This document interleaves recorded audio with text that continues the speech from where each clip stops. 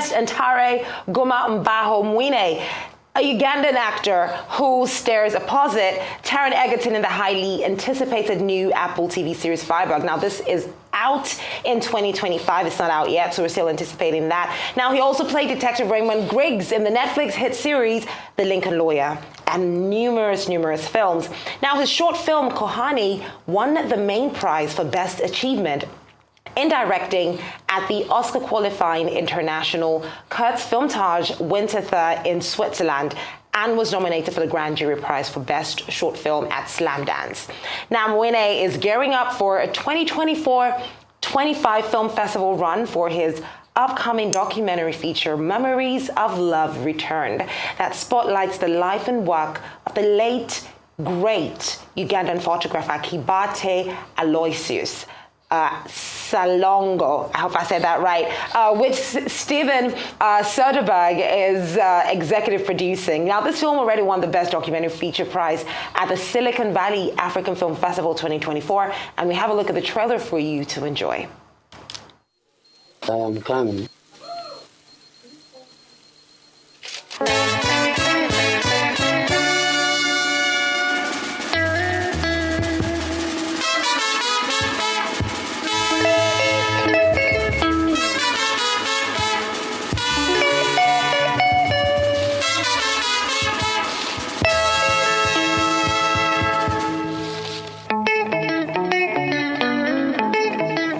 Some really wonderful portraits. This one is great. Yes.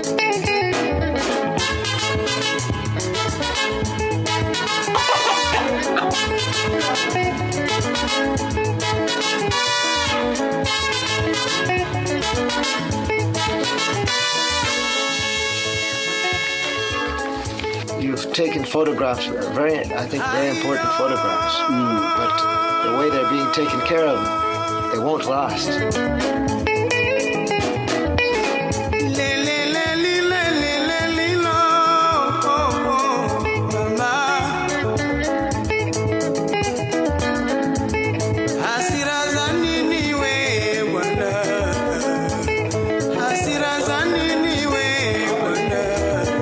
I've never seen anything like this.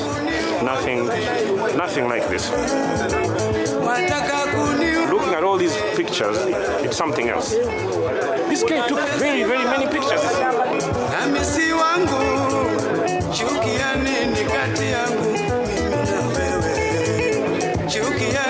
It's just incredible seeing how it has moved the entire community.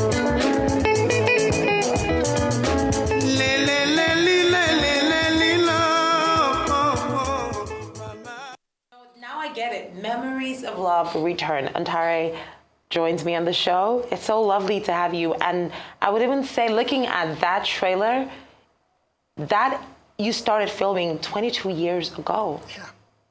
Wow. Yeah. Talk to me about that. Well, I met Kibate 22 years ago. It was April 24th, 2002. My car broke down in the small rural town of Mbirizi. And by chance, while waiting for the car to get fixed, I stumbled across a studio.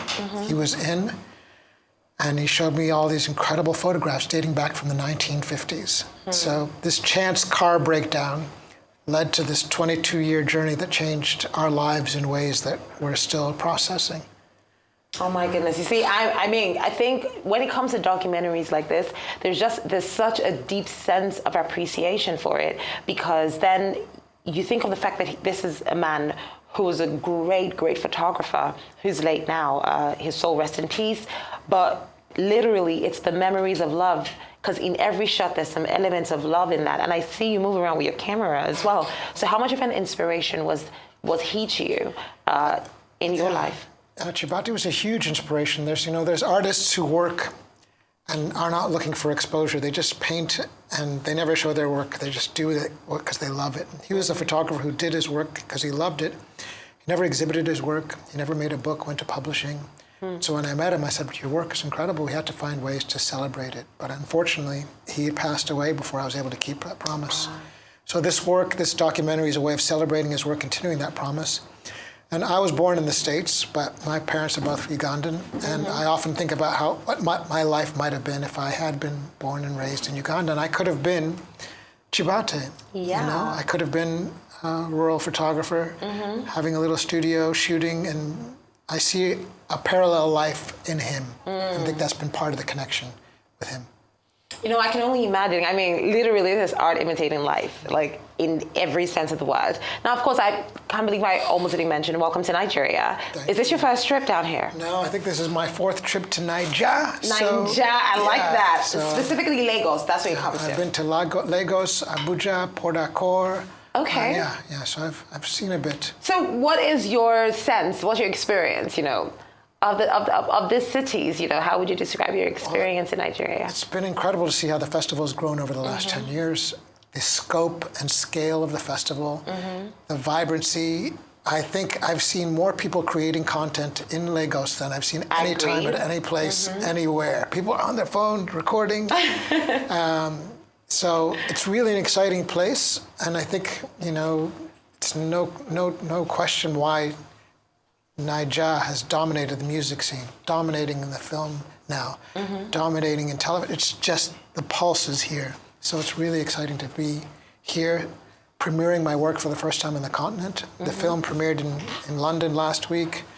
A week before it was in California, where it won the Silicon Valley Best Documentary. So 3rd continent in 3 weeks. Wow. So I couldn't be more thrilled. That's amazing. So you know, through your journey, you've had an illustrious career.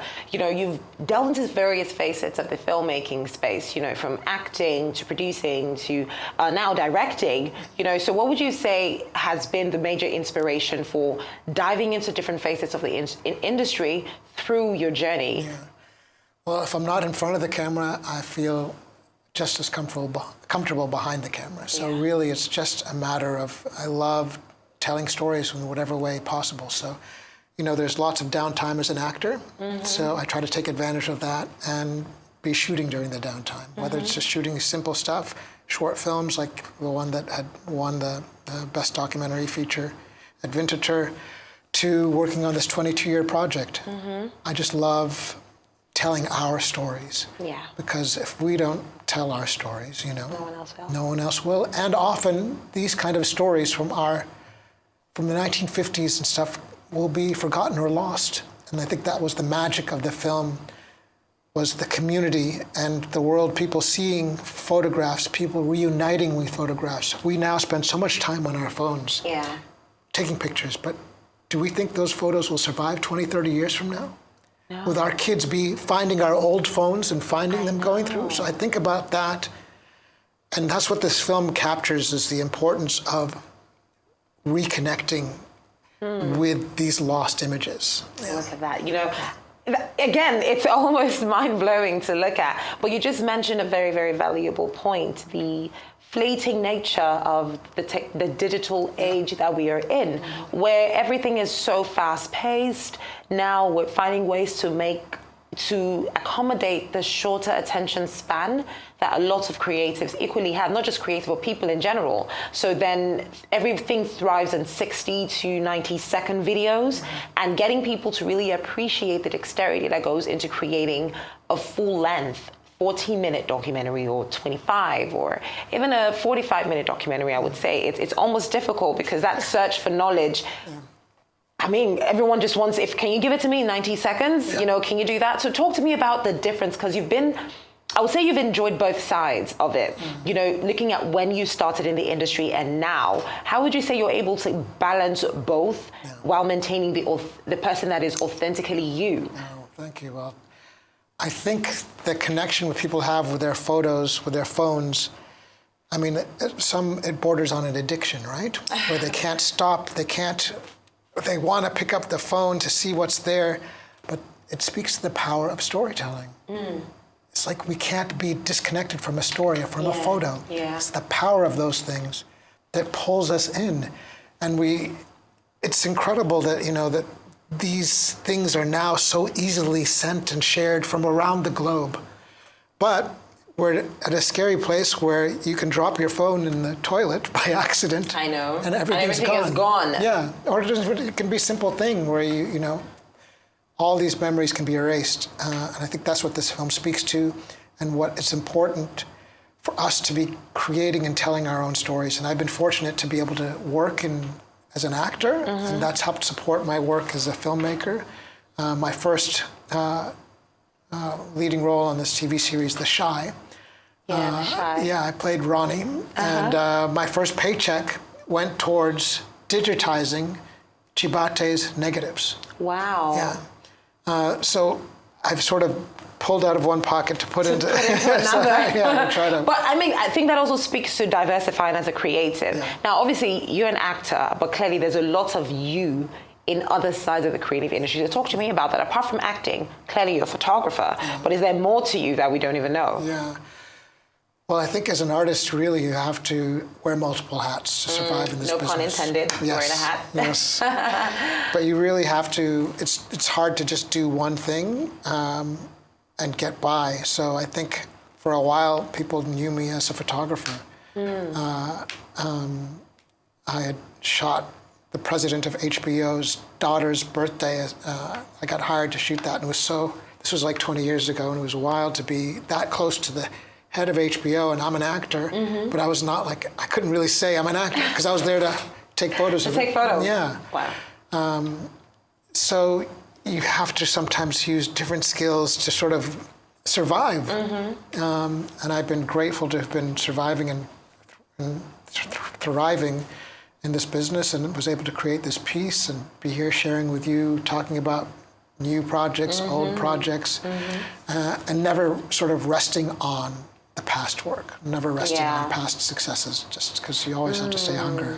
You know, now that you've mentioned that, before we wrap this up, you know, what would you say is one invaluable skill or thing? It could be, you know, a trait, a personality trait. It could be something that has really kept you, because if there's one thing that happens with creatives, it's fatigue. At some point, you just get tired. Yeah. And that could really affect your, you know, creative mind. So what has kept you going all through your years in the industry? What has kept you constantly evolving? You have a new film, a new series rather, coming out just in 2025 that we haven't even begun to talk about, but because we are focusing on memories of love today. Yeah. So you're busy. You're just off the back of another project. So it's like back to back to back. What keeps you going? I love what I do, and I think it's not something that you could be taught. It's just like if you have a calling, it's like a moth to a flame or a magnet. There's just something that pulls you towards this, and that's what I felt brought me to this documentary and sustained me through the 22 years to try to complete it. But I think the times that are difficult for an artist is when you feel alone, when you feel isolated. And in this business that we do on camera, you can't do by yourself. You have to have a team. You have a whole production studio here working to help put you on camera, share us. And so I think the challenge for artists, especially working in this business, is to try to, when you do feel alone, is to find your team, find your people you can lean on. Because when I worked with Steven Soderbergh or with David Simon, these people who are award-winning filmmakers or TV, they have a team of people they've been working with for decades. You see this one person, even like Kunle, whose film premiered last night, he has a team of people that he's probably been working with for a while. So when you do feel alone, find someone to lean on, because in this business, it's easy to start to feel isolated. Yeah. The only way through that is partnership. So I'm grateful that you have us on Arise. Arise is about lifting up. Yes, it is. So this is it. This is beautiful. This is it. Yeah. Good to know. Ntare, thank you so much for sharing your art with us and sharing your documentary with us as well. And we look forward to having you come around more often. I think in 2025 we'll have something to talk about. I think so too. I think so. So we're going to stay connected. Thank you so much. Thank you.